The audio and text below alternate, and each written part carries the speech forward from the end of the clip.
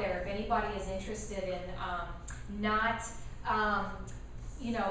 disillusioning ourselves anymore about what we're really putting into our body. We do a lot of changing of concepts and wordings to make ourselves feel better about what we're doing to ourselves.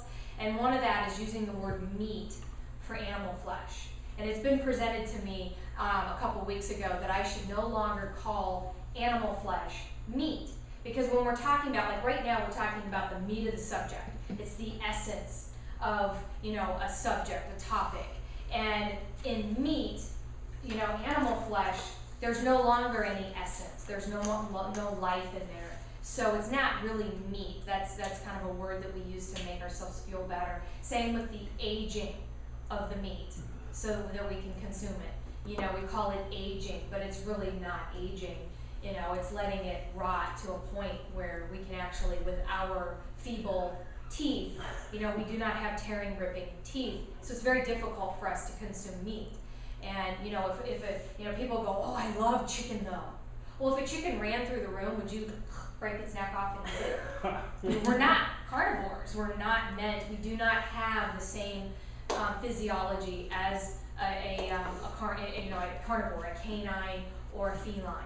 They're the only true carnivores on the planet. We're the only creatures on the planet, number one, that drink the breast milk of another animal.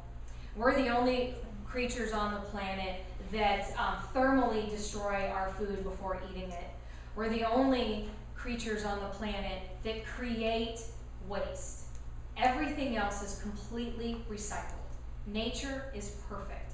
Everything has a place and a purpose, and there is no waste. When we die, we turn into dirt again.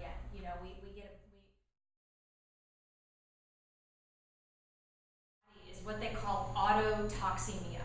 And it's when our intestines are so filled, especially the descending portion and the rectum portion of our colon, there's a lot of blood that, veins and arteries and everything that are right there connected that absorb nutrients or water, out of the rectum and descending colon, and it flows right back up into the liver.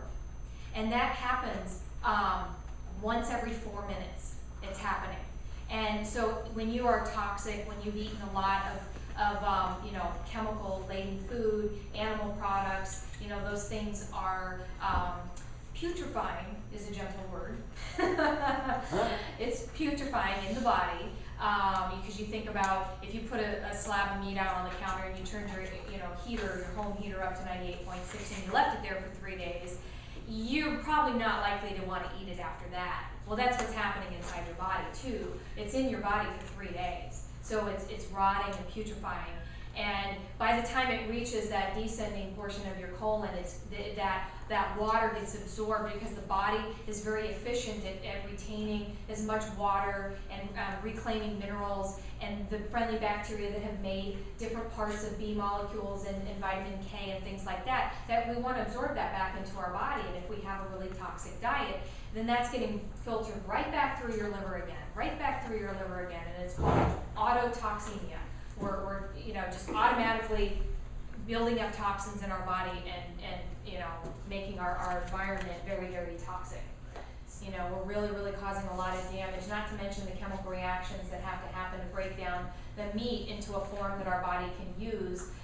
You've got waste products like uric acid and ammonia that then again circulate through your liver and your kidneys, causing further extensive damage.